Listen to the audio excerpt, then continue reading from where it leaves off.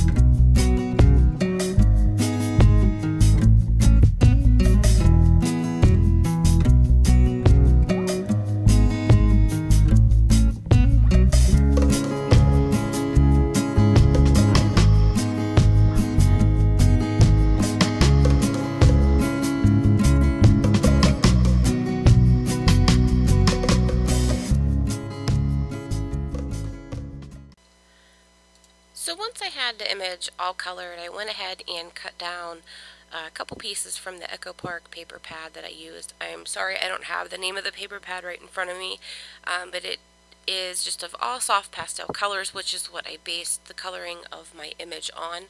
When I do color my images, I look at the pattern paper that I'm going to use on my project and then try to tie the two together with the colors that are in the pattern paper to the image. Then I decided that I wanted to take a distress marker and go around the outside of this image. I just drew in some lines and a couple dots and repeated that pattern the whole way around the image. And I didn't want it to be a regular A2 size card, so it is off of a little bit. It is the same width, but the height of it is a lot taller. I want to say that it ended up being about 6 3/4 inches tall total. I wanted it to be proportioned to the height of the image since she was a little bit taller. But I went ahead and cut a couple of the strips down, and I really wanted to put and incorporate a ribbon across the center of this, so I chose to do just a little piece of pattern paper and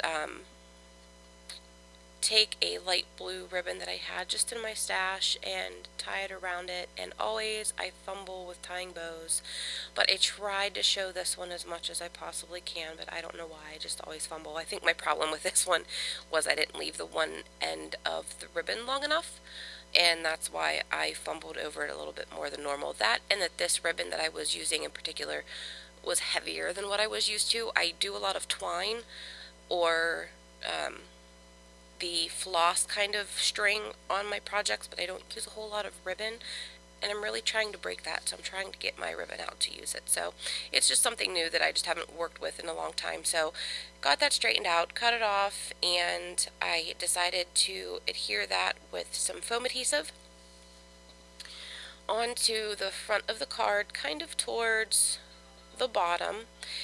And after that, then I just decided that I was going to put the girl image kind of on top of the yellow gingham paper there. And I was fiddling with her, and I was trying to get it aligned right because that yellow paper had the foam already on it. So I messed with it and got the foam where it needed to be and the tape adhesive where it needed to be. And then I was just realizing, well, I don't want to adhere this down yet because it just needed something on that right hand side. And that's whenever I pulled out this lonely box of brads that I have had and probably have not pulled out to use in years and years. So I pulled that out, and I'm determined to use some of my old stash up, so I grabbed some of the brads out of that. They were really pretty orange that kind of matched her dress well enough that they would work together well. So I pushed it aside and pulled out my foam pad and my piercing tool and just really just eyeballed up 3 of them and put the 3 brads in, and I just love, that's another one of my tools that are my favorite. I really didn't see the purpose of it in the beginning because I had a piercer, and then when I realized how easy it was to flatten the back of those, I wondered how I had ever lived without this tool. So I got her down and adhered down where I wanted her to be, and I'm using the sentiment that comes with this stamp, and as you can see here, it has 2 lines of text. So what I decided to do was resurrect another old item, which was my stamping markers, and I opted to do 2 different colors, one green and like one a dark orange or a very light red, and I colored selectively the portion of the stamp and then huffed on it with your breath so that it moistened it and it stamps it, and it worked perfectly. And pulled out some punches I haven't used in a while, and yeah, I was just using a lot of stuff on this card that I haven't used in a while, including this ticket punch, and now that since I have pulled this out, I find myself using it a lot more, so I'm glad that I'm pulling out some old things. I've gotten a little bit bored with some of the stuff that I have, but now I'm pulling out old stash and it's new again. So the ticket part I just trimmed that down in half, and I stuck it kind of like a file tab right at the top of the image, and then this other little label I'm going to go ahead and adhere right above the bow, but whenever I started to do that, I realized that I should have had some more foam adhesive underneath the bottom left-hand corner of my image because I was having foam problems. Foam tape problems. So I got that taken care of and finally just decided to use my tape runner and glued that down, and for a finishing touch, took some of my clear wink of Stella and went over her dress and her hair bow, and then her gift bag had these really cute circles on them, so I thought I'd pull out some small rhinestones, put those on there, and just go all out, and added some more enamel dots. So that's it for the project today. If you have any questions, please feel free to send me a message. Let me know down below. Make sure that you thumbs up this video, like it if you want to. It lets me know if you want to see more like this, and make sure to hit the subscribe button. Thanks so much for watching and have a great day.